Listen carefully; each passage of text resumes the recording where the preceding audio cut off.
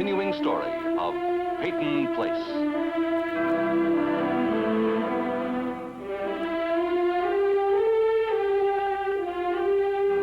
Starring Dorothy Malone as Constance McKenzie, Warner Anderson as Matthew Swain, Ed Nelson as Michael Rossi, and Mia Farrow as Allison McKenzie.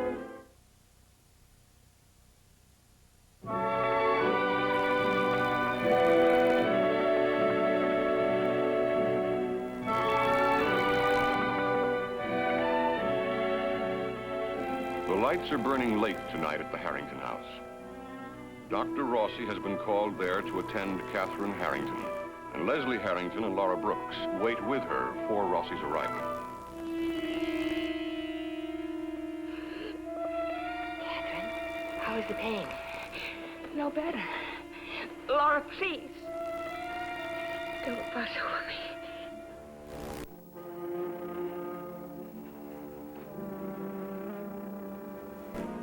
Dr. Rossi will be here real soon, Catherine. I don't want Dr. Rossi. I've asked you not to call him. Be sensible, Catherine. You've got to see someone. I want Robert. Leslie, please. Maybe you can reach him now. It's a 2-hour ride to Boston. He won't be there yet. Dr. Rossi will give you something to ease the pain. I'm frightened. Catherine, you've had these attacks before? Not like this. Never like this. Where are the boys? Out to dinner. Where? Rodney and Betty are with their folks. Norman is just out. There's Rossi. Nobody cares. Nobody does what I ask.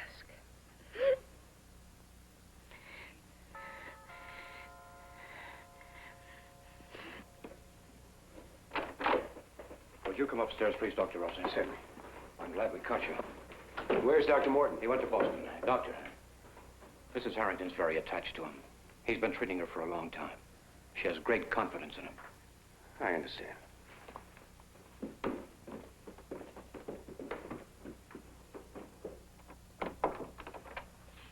Thank you. Hello, Doctor. Hello, Mrs. Brooks. Well, Mrs. Harrington, you've been having some pains? Yes.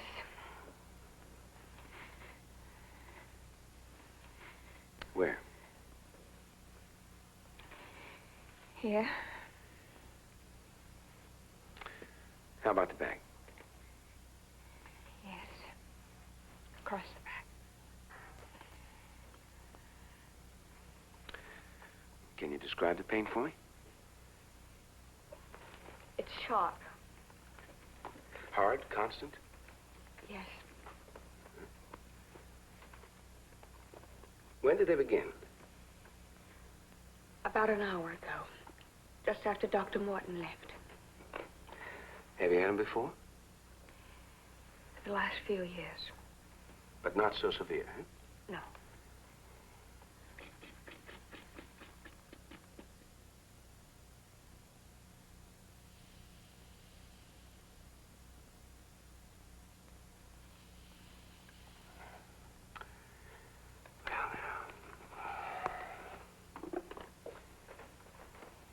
Is this tender? How about here? Oh, yes, yes. Were you able to reach Dr. Morton? I left a message for him to call here. Get back to him and have him call me at the hospital. Yes, Doctor.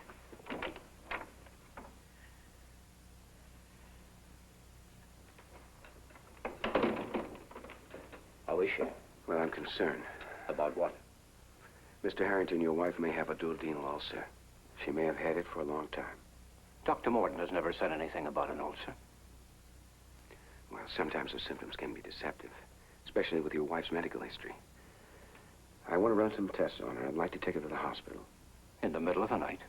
Yes. Well, that's a big step. I'd like to talk to Dr. Morton first. Mr. Harrington, an ulcer can perforate. I can't begin to explain to you how dangerous that is. Would you come inside, please?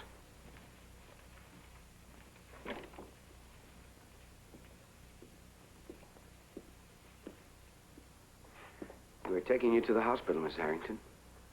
Why? We want to find out exactly what's wrong with you. No.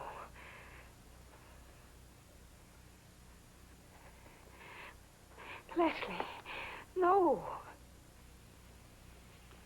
Leslie. Did you leave word? Yes. Call an ambulance, please. Laura, no. I'm not going to the hospital. Not unless Robert sends me. Mrs. Harrington, I can't force you. It's up to you. But I can be honest with you. If you don't go, I can't be responsible. Tests are in order, and I can't do them here. I can't. I won't.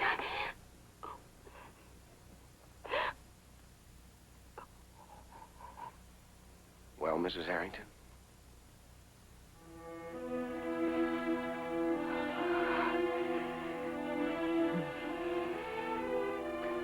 Call the ambulance.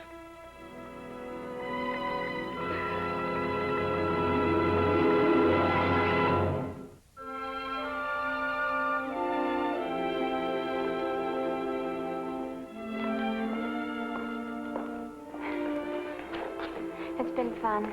A real swinging time. Well, where do we two meet again? How about the lobby of the Imperial Hotel in Tokyo? Allison McKenzie, of all people, how nice to see you. Or the opera in Paris, or the beach at Biarritz. Or in the moonlight at the Parthenon. Norman Harrington. All people to meet in Athens. And how is everyone in that little New England village? What is its name? Oh, something like Putting Green? Putting Place. No. Peyton Place. Peyton Place. Allison, you want to come down to Earth? For how long? Long enough to tell me if you want to see me again. Of course I want to see you again. What I mean is, are you over the thing with Rod? The thing? I don't know what to call it, do you? No, not exactly. That's funny. The lights went on. Mother must be home. So early.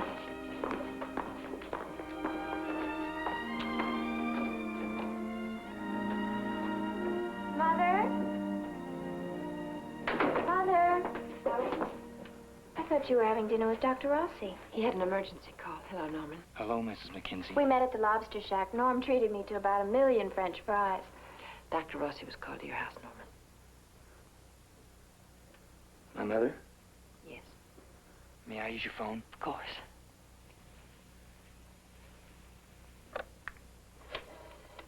What happened?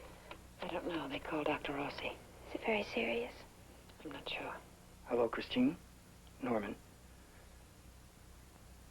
When do they take her? I'll get right over there. Thank you, Christine.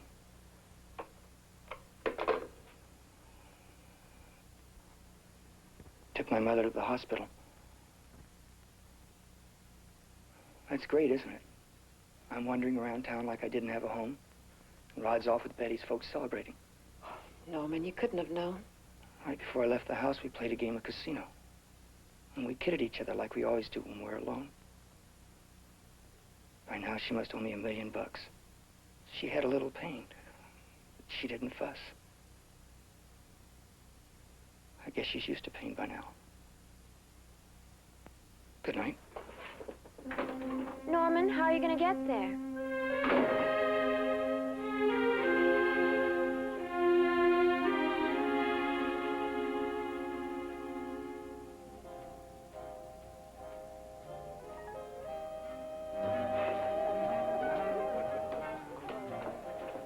Stop it, Mother. Daddy hasn't gone to the moon. I was just wondering what's keeping him. Shall I go out and look for him? There it is. Now, don't ask me where I've been, because I'll tell you. I've been passing the time with a good-looking young lady. It's getting late, George. Oh, wait a minute. I've got a cigar to smoke and a drink to finish. Hey, what is this? Am I the only one still drinking? Well, it's happened before. Rod, for the 1000th time, here's to all of us. To your marriage, to my business. May they both flourish.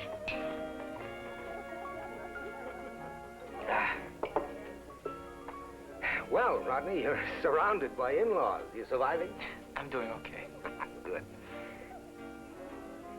You got any plans yet, or aren't you talking? Daddy. Well, we're just marking time, sir. I've got to figure out a few angles. Oh? Like what? Like how to support a wife. You can't do it, go to college. So one of these days, I've got to sit down and figure out where I'm going. How I'm going to get there. Well, just remember the old saying, two can live as cheaply as one. Yeah, but 3 can't. Oh, yeah, I forgot. Baby needs a new pair of shoes.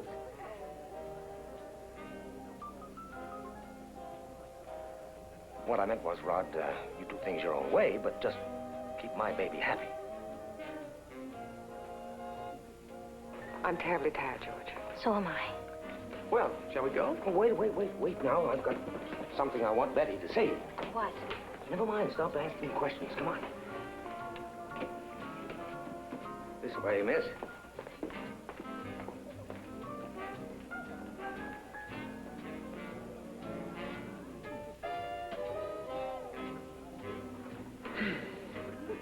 He talks a lot on a party. A lot of people do. Well, he wants things to go well for you and Betty. Sure. You know how fathers are with a daughter. Dad and Mother used to come here a lot. From what I understand, they had a pretty good time, too.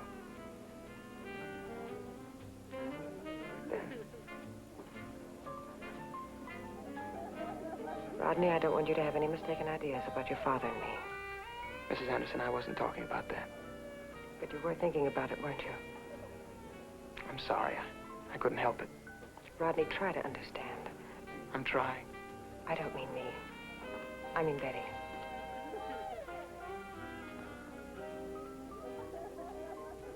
How do you like it, honey?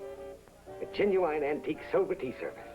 There's a young lady around here somewhere who'll wrap it up real fancy for my baby. Big, beautiful bowls. Oh, Daddy. What? Honey, that's Georgian silver. Why'd you say it to Rod? What?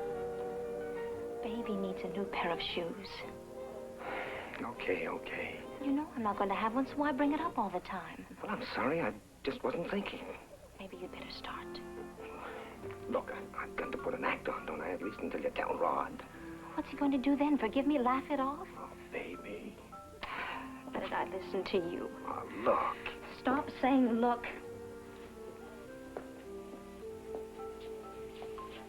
Stop buying me presents. Baby, what's got into you? You told me to lie to him, it'd work out. Well, it isn't working out, so don't make out everything's great, because it's not. What do you mean it isn't working out? Dr. Morton knows. He had a little chat with me this afternoon. A chat, Daddy. How'd you find out? Did Rossi tell him? Morton is a doctor. I was in the hospital after the accident, and hospitals have records, and he can read. You know what he read? I just didn't have a concussion. I lost my...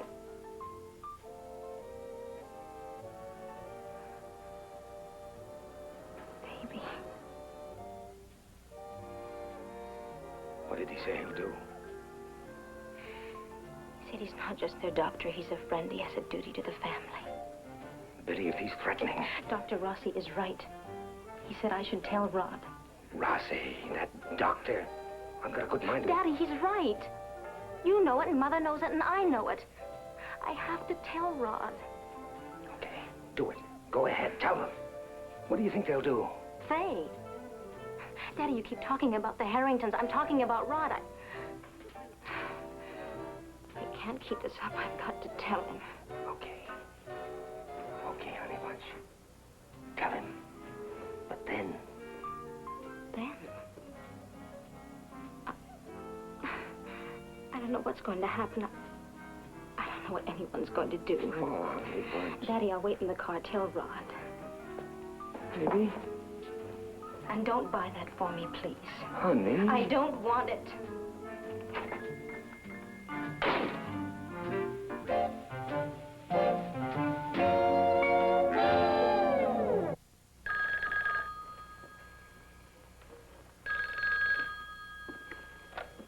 Hello? Oh, hello, Mrs. Hobbs. No, Mr. Hobbs is resting comfortably. No, he's in the recovery room now. We'll be moving him to IT later. I'll tell Dr. Lipton. Right. Dr. Rossi's still in the lab, Mr. Harrington. Did you tell him I wanted to talk to him? Yes, I did. We should have heard from Robert. I don't understand it. If a condition is so serious, why didn't Robert spot it? Miss Subru? Oh, yes, Dr. Morton. Just a minute, please. Could I have the lab, please? Oh, Dr. Rossi. Never mind, he's here. Just a moment. It's Dr. Morton. Dr. Morton, I was called in about an hour ago for Catherine Harrington. Oh? Anything serious? Well, I'm concerned about her. I have her here at the hospital. There's indication of a perforated ulcer. Well, I saw her a couple of hours ago. She was having some pain, but nothing to indicate an ulcer. Well, she has all the symptoms now. She has pain in the epigastrium, becoming generalized across the back. I'm waiting for the tests now. Flat plate, upright x-rays, blood count, amylase. All right. I'll start back. But Dr. Rossi, she's produced such symptoms before, you know. Have you tried sedatives, antispasmodics? Doctor, right now I'm giving her antibiotics. It's my opinion, Dr. Morton, that the ulcer has perforated. We could be dealing with peritonitis. I know my patient, Dr. Rossi. If you're concerned, you might get another opinion. But I suggest you wait for me. She is my patient, Dr. Rossi. Well, right now she's my patient.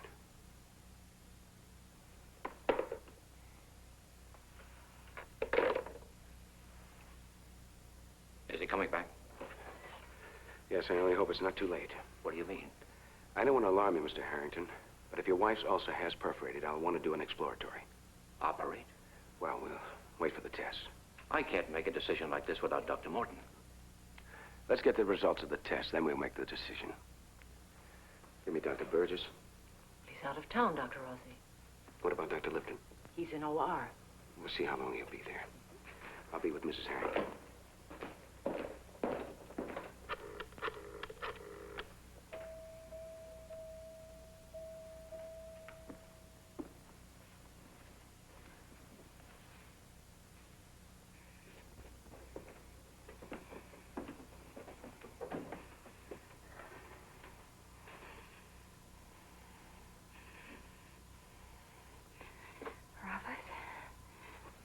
You'll be here soon, Mrs. Harrington.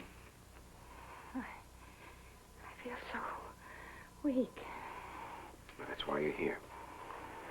How's the pain? Still severe. I want you to try and get some sleep, Mrs. Harrington.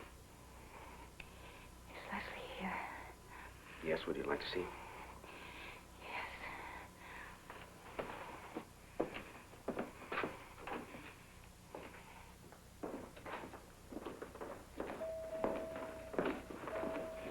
Well, you can go in now, Mr. Harrington. I wouldn't mention anything about the operation.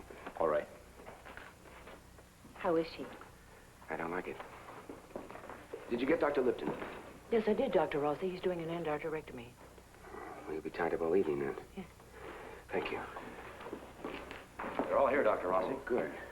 Mrs. Harrington's having some pain. Would you examine her and order 50 milligrams of Demerol, please? Yes, Dr. Rossi.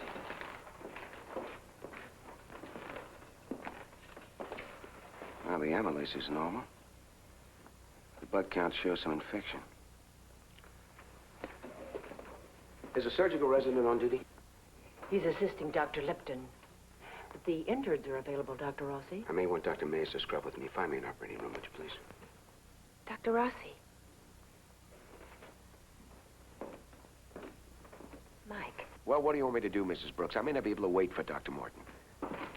Oh, Hamner, would you let me know if there's any change, please? Yes, Dr. Rossi. But Dr. Morton is chief of staff, and he doesn't like to be wrong. All doctors are wrong sometimes. Oh, you could get Dr. Lipton, someone to back your opinion. I'll stand on my opinion. Mike, this is a small town, and this is a small hospital. That has nothing to do with the fact that your sister-in-law needs surgery. I merely wanted you to consider There's nothing else to consider. Dr. Rossi.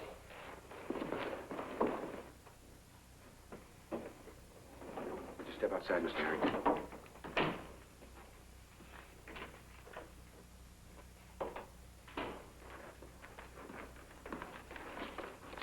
What is it? I don't know. I think she's worse. How serious is this operation? Serious. Then I'm not going to let Rossi do it. What do you know about him except that he bought Donald's practice? He was top man in Donald's class. You're interested in the man, Laura. I'm interested in the doctor. But let me give you a piece of advice if it isn't too late. You made one mistake with Donald. We both made mistakes, Les. Only you were smart, as usual. You got a Peyton. Or was it a good enough bargain, Les?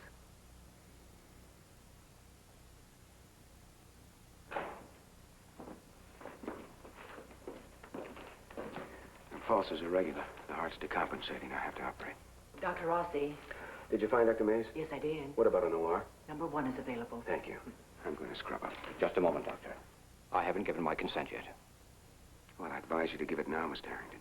I have only your word that it's necessary. Well, I can make a diagnosis. So can Dr. Morton. Yes, he can, but he's not here.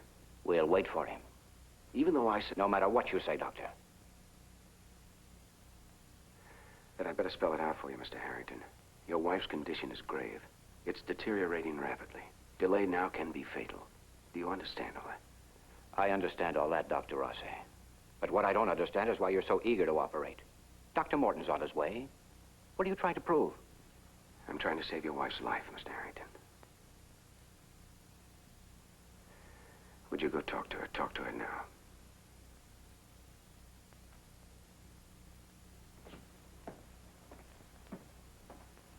He'll never forgive you.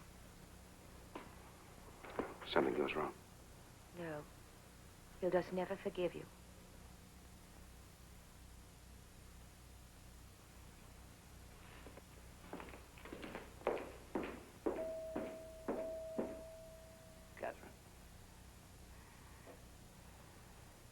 Catherine.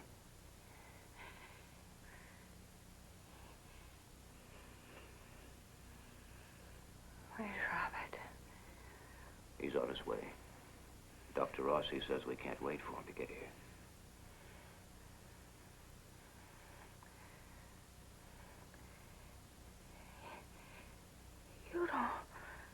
You don't want to wait for Robert. What are you talking about? You want this Rossi. All right, Catherine, we'll wait. We'll wait for Robert. We'll just wait. Leslie, Yes? you would feel safe if safe and free. What are you talking about?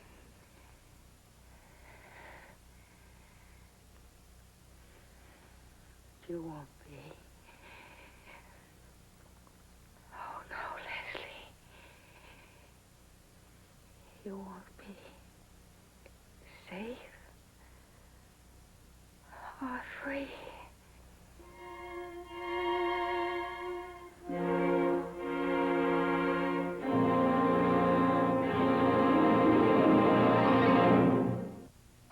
Preview from the continuing story of Peyton Place. And you just happened along, taking your walk. Yes, Allison McKenzie, taking her lonely walk. Why? I'm trying to give you my best professional opinion. If I don't go in now, right now, your wife will die. That much is certain. What are her chances, Doctor, if you do go ahead and operate? I told you before you didn't belong here. Now, Doctor, I'm going to prove that. I intend to drive you out.